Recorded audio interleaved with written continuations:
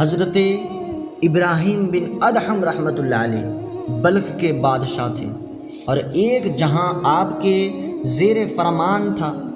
جب آپ سوار ہوتے تھے تو آپ کے خدام 40 ڈھالیں سونے کی اور 40 گز سونے کی آپ کے آگے پیچھے لے کر چلتے تھے۔ ایک رات آپ اپنے شاہی بستر پر سو رہے تھے تو آدھی رات کے وقت آپ کو چھت پر آہٹ معلوم ہوئی۔ آپ نے آواز دے کر پوچھا کہ چھت پر کون ہے؟ تو کسی نے جواب دیا، میرا اونٹ کھو گیا ہے، میں اپنا اونٹ تلاش کر رہا ہوں۔ آپ نے فرمایا، اے نادان، اونٹ کا چھت پر کیا کام؟ کیا کبھی اونٹ چھت پر بھی ملا ہے؟ تو پھر کسی نے جواب دیا کہ اے غافل، تو خدا کو اطلسی لباس اور شاہی تخت پر ڈھونڈتا ہے؟ کیا کوٹھے پر اونٹ ڈھونڈنے سے یہ بات زیادہ تعجب کی نہیں ہے کہ شاہی عیش و عشرت اور غفلت کے بستر پر خدا کو ڈھونڈا جائے؟ تو حضرت ابراہیم یہ غیبی آواز سن کر بڑا متاثر اور حیران ہوئے، اور صبح جب آپ تخت شاہی پر بیٹھے تو دوبارہ جب تخت شاہی پر بیٹھے اور دربار عام ہو رہا تھا تو ایک اجنبی اور پرشوکت آدمی دربار میں داخل ہوا۔ اس پرشوکت شخص کا کچھ ایسا رعب و دبدبا تھا کہ اسے اندر داخل ہوتے ہوئے کوئی نہ روک سکا۔ یہ اجنبی جب دربار میں داخل ہوا تو کہنے لگا کہ یہ سرمایہ مجھے پسند نہیں۔ بادشاہ بولا کہ یہ سرمایہ کب ہے؟ یہ تو میرا محل ہے۔ اس اجنبی نے پوچھا، یہ بتاؤ کہ آپ سے پہلے یہ محل کس کے پاس تھا؟ بادشاہ نے بولا، میرے باپ کے پاس۔ اجنبی نے پوچھا، اور تیرے باپ سے پہلے یہ محل کس کے پاس تھا؟ بادشاہ نے جواب دیا، میرے دادا کے پاس۔ اجنبی نے پوچھا، آپ کے دادا سے پہلے کس کے پاس تھا؟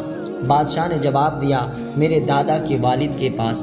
اجنبی نے کہا، تو گویا آپ سے پہلے اس میں آپ کے والد رہتے تھے، اور آپ کے والد سے پیشتر آپ کے دادا اس میں رہتے تھے، اور آپ کے دادا سے پہلے ان کے والد رہتے تھے۔ تو اے بادشاہ، ذرا بتاؤ، اب خود ہی سوچ کر کے اس چیز کا تم فیصلہ کرو کہ یہ سرائے نہیں ہے تو پھر کیا ہے؟ اور سرائے کہتے کسے ہیں؟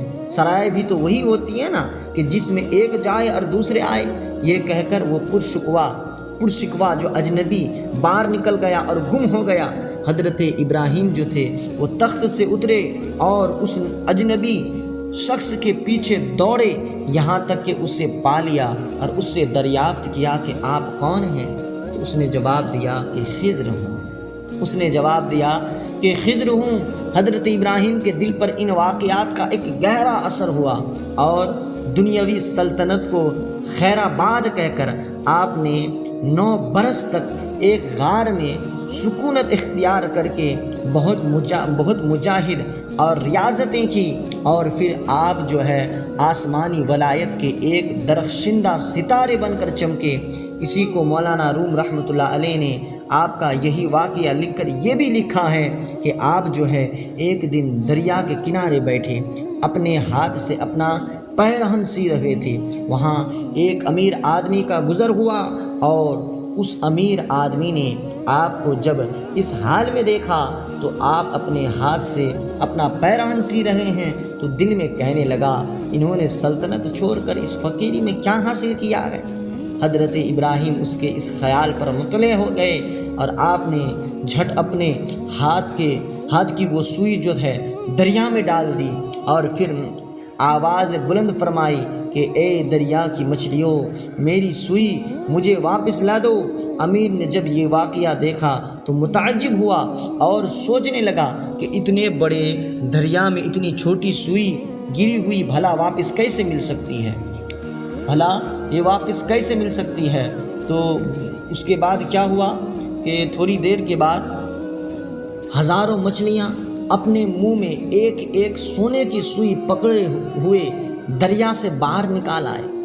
تو آپ نے فرمایا، مجھے یہ سوئیاں نہیں چاہیے، مجھے تو اپنی سوئی چاہیے۔ چنانچہ پھر ایک چھوٹی سی مچھلی اپنے منہ میں آپ کی سوئی پکڑے ہوئے لائی اور آپ کے آگے رکھ دی۔ اس امیر آدمی نے جب یہ کرامت دیکھی تو آپ نے اس امیر کی طرف توجہ فرما کر فرمایا بتاؤ مجھے وہ حکومت اچھی تھی یا یہ حکومت؟ تو عزیزو عیش و عشرت اور غفلت کی زندگی اختیار کر کے پھر بھی خدا کو پا لینے کا خیال خم ہے، اور یہ بھی معلوم ہوا کہ اس سرائے فانی دنیا میں اپنے پاس جھوپڑی ہو یا عظیم الشان محل، نہ وہ ہمارے پاس ہمیشہ رہے گا نہ ہم اس میں ہمیشہ رہیں گے۔ ہم مسافروں کی طرح اس میں چند روز رہ کر چلے جائیں گے، پھر اس میں کوئی دوسرا آ جائے گا، پھر وہ بھی اس میں چند روز رہے گا، پھر کوئی تیسرا آ جائے گا۔ لہٰذا دنیا میں دل لگانا بہت بڑی نادانی ہے عزیزو، اور یہ یاد رکھنا، یہ بھی معلوم ہوتا ہے کہ اللہ والے دل کے خیالات پر بھی مطلع ہو جاتے ہیں، پھر ان کا حاکم و تصرف دریاؤں اور در کی مخلوق پر بھی جاری ہوتا ہے۔ پھر جس کا حکم اس کی اپنی بیوی پر بھی نہ چلتا ہو، وہ اگر ان اللہ والوں کے اختیار و تصرفات پر اعتراض کرے تو اس کی اس قدر نادانی ہے تو کیا ہے۔ تو اللہ والوں کا مقام ہی کچھ اور ہے۔ اللہ والوں کے مقام کو سمجھو اور اللہ والوں کی تعظیم و تکریم کرو، اور اللہ والوں کی مزارات پر جا کر ان کے فیوز و برکات سے لبریز ہو۔ وما علینا الا البلاغ۔